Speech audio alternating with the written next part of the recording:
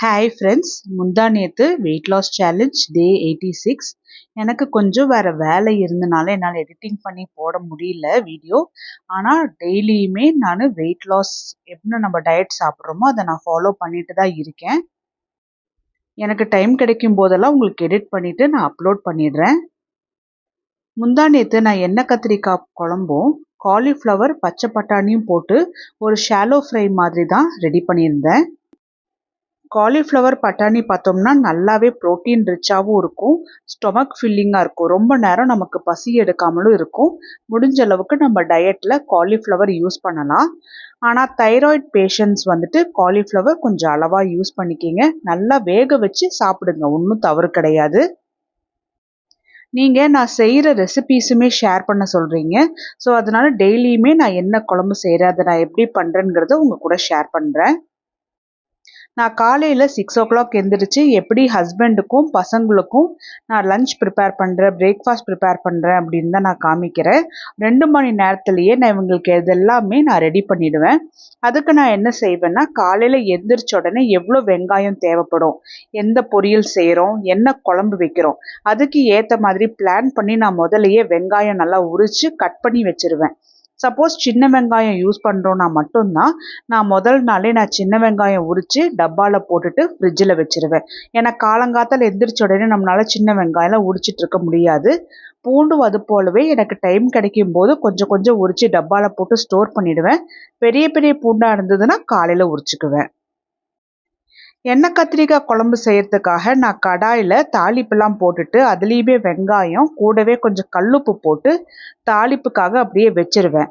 வெங்காயம் தாளிக்கிறதுக்குள்ளே கத்திரிக்காவை நல்லா வாஷ் பண்ணிவிட்டு கட் பண்ணி எடுத்து வச்சிட்டோம்னா வெங்காயத்தோட சேர்த்தி நல்லா ஷாலோ ஃப்ரை மாதிரி பண்ணிவிட்டு இதுலேயே மசாலாலாம் போட்டு ஷாலோ ஃப்ரை பண்ணிடணும். இது போல் செய்யும்போது தான் கத்திரிக்காய் நல்லா வதங்கி வந்து நல்ல டேஸ்ட்டாக இருக்கும். ஃப்ளேமை ஆன்லேயே வைக்காமல் கொஞ்சம் மிதமான சூட்டில் வச்சு செஞ்சிட்டோம் அப்படின்னா அடி பிடிக்காமல் நல்லா மசாலாலாம் பிடிச்சி நல்லா வதங்கின மாதிரி இருக்கும். வீட்டில் கத்திரிக்காய் சாப்பிடாதவங்க கூட இது போல் எண்ணெய் கத்திரிக்காய் குழம்பு செஞ்சிங்க அப்படின்னா ரொம்ப விரும்பி சாப்பிடுவாங்க. நான் பொரியலை ஷாலோ ஃப்ரை பண்ண போகிறேன். என்ன பொரியல்னா காலிஃப்ளவரும் பட்டாணியும் தான் சேர்த்து செய்ய போகிறேன். இப்போ பட்டாணி சீசனுங்கிறனால நான் பச்சை பட்டாணி வாங்கிட்டு வந்து எல்லாமே நல்லா உரிச்சிட்டு டப்பாவில் ஸ்டோர் பண்ணி ஃப்ரீசரில் வச்சுட்டேன்.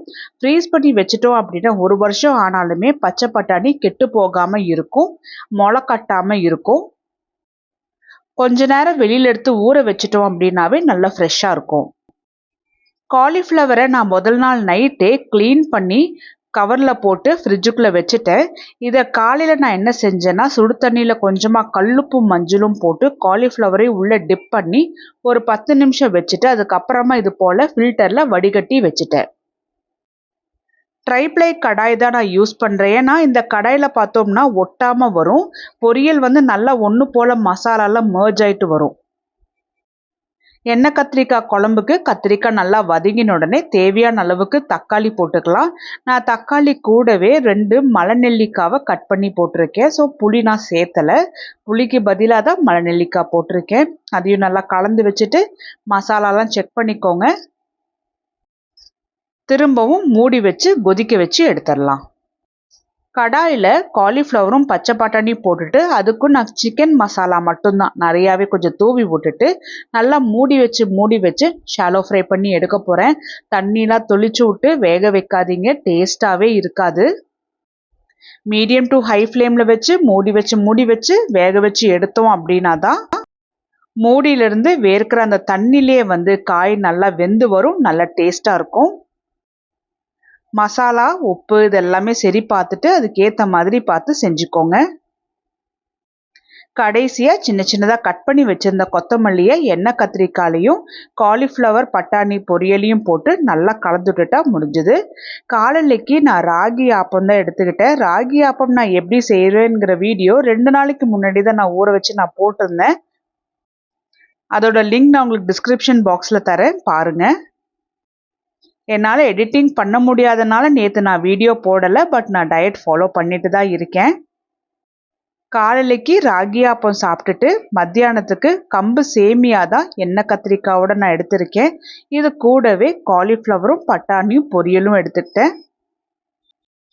எப்போவுமே ஜீரக தண்ணி கொஞ்சமாக சூடு பண்ணிட்டு சிப் பண்ணிகிட்டே இருக்கலாம், நமக்கு பசி அடங்கும். சாயந்தரம் கொஞ்சம் வெளியில் போகிற வேலை இருக்கிறதுனால நான் கருஞ்சீரகம் டீ எடுத்துக்கலை. நீங்கள் வீட்டிலையே இருக்கிற மாதிரி இருந்தால் கண்டிப்பாக கருஞ்சீரகம் டீ எடுத்துக்கோங்க. நைட்டுக்கு பசங்களுக்கு ஹஸ்பண்டுக்கெலாம் தோசை செஞ்சு கொடுத்துட்டு எனக்கு கொள்ளு கஞ்சி தான் நான் ரெடி பண்ணிகிட்ருக்கேன். இதுக்கு 1.25 டம்ளருக்கு தண்ணி ஊற்றி 1.25 டேபிள் ஸ்பூனுக்கு ரெடி பண்ணி வச்சுருந்த கொள்ளு பவுட்ரு போட்டு தேவையான அளவுக்கு கல்லுப்பும் போட்டு நல்லா கொதிக்க வச்சு சுண்ட வச்சு எடுத்துக்க வேண்டியதாக ஒரு டம்ளருக்கு.